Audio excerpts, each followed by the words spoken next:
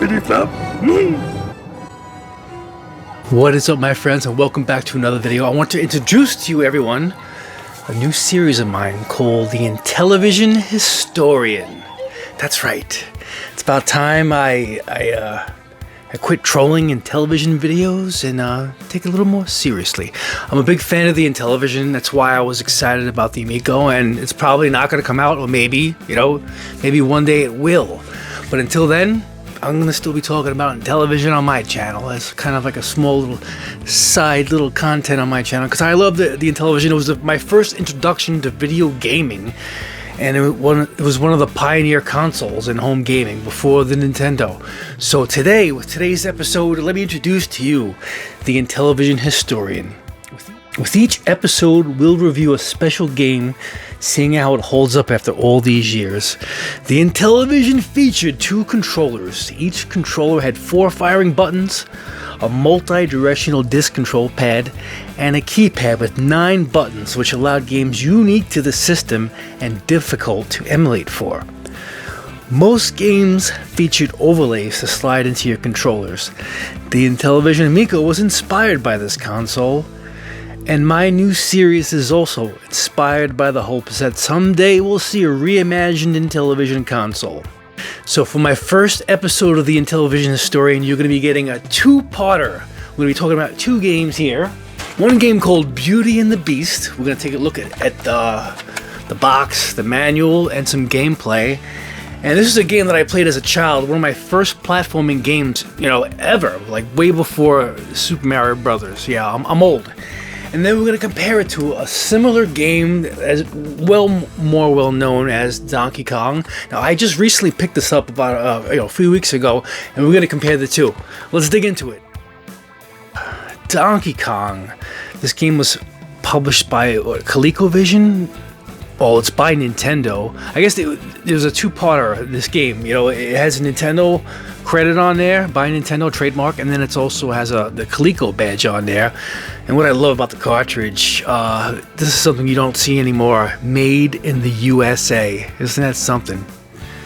Pretty incredible. And I just recently purchased this cartridge for about, I think I got a good deal on it for about, I think I paid about $30, $35, because in the box with the manual, it's in pretty decent condition. I mean, sealed in box, or some of these go for like over $100. I've seen people bidding for these things in like really mint condition or sealed, never open, for hundreds of dollars. People can get crazy with the Donkey Kong brand, But the game, we're gonna get into the game itself in a moment. The gameplay itself is just average for an Intellivision game going back into the 1980s. I'm gonna review my games critically and give them some slack considering they came out in the 80s. But I'll compare each game by other games of that generation, home consoles. So the manual, pretty cool.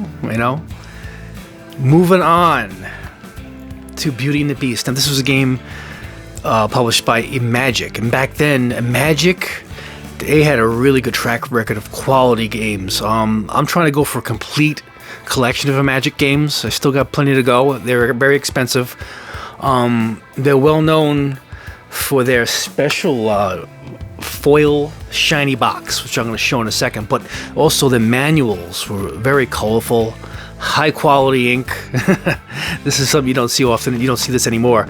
Those were the overlays that slid into the controller, which I can't find my overlays. They're somewhere in my house. Sometimes I hide things from myself, and the overlays are something that I can't find right now.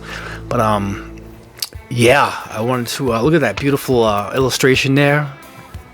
Pretty cool. You can still find complete in box copies of this game on eBay for not too crazy. Some games this was a common game, so it was very popular. That's why it's still out there, not too expensive. It's the rarer, scarcer good games that are very expensive for the Intellivision. And throughout the Intellivision Historian series, I'm going to cover a wide array of quality Intellivision games in my collection.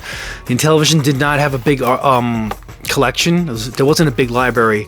There was a lot of there wasn't any shovelware, any garbage. Like the Atari 2600 had a lot of crap. You won't find crap with the Intellivision.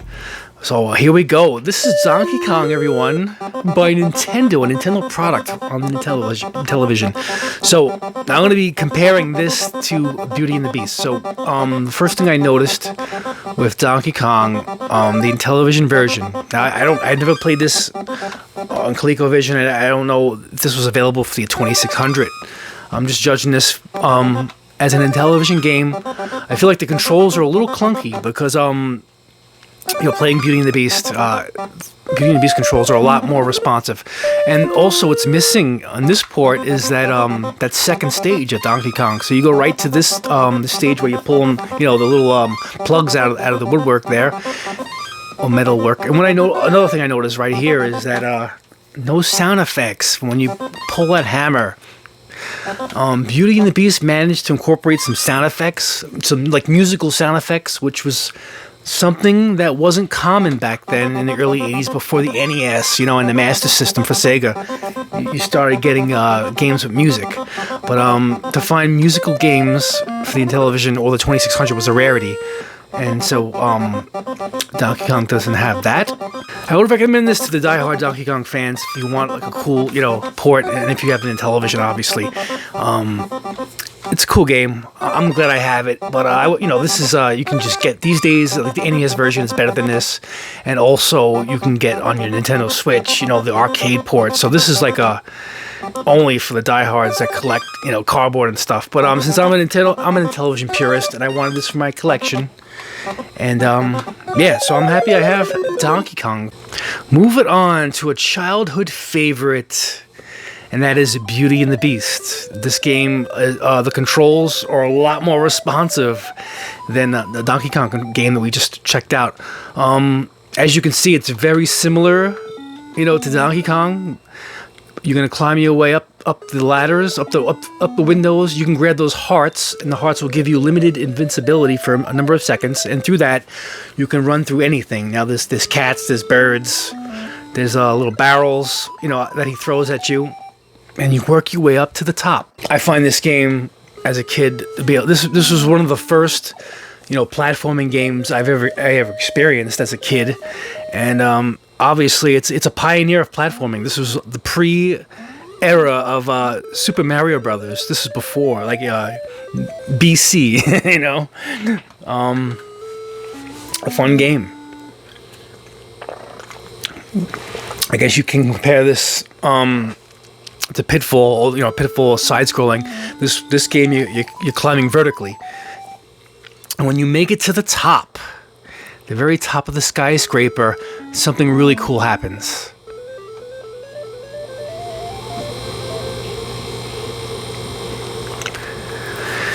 You make it right to the top, and you displace that beast. You send him flying. And that was something really exciting to do when you were 4 or 5 years old.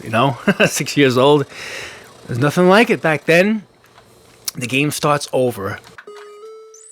And the second time around, things get a little more difficult. I'm fast forwarding here.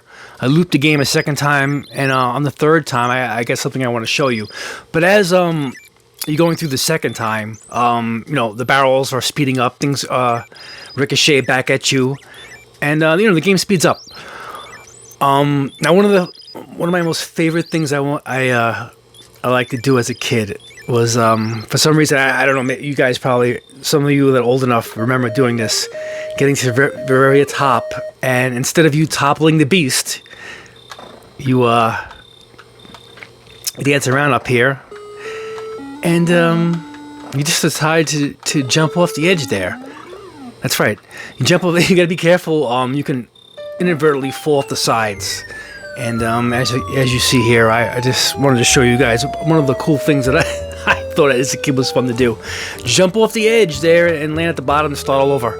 But yeah, that's one of those little cool things that I found cool back in the early 80s. So ladies and gentlemen, I hope you enjoyed my first episode of the Intellivision Historian. I'm not sure what I'm going to do for episode 2, but I'm going to try and do these every couple of weeks, every week, every 2 weeks, I don't know. Well, I think I'm leaning towards either Burger Time or He-Man, Masters of the Universe for the Intellivision. Talk to you real soon on the next one. Peace!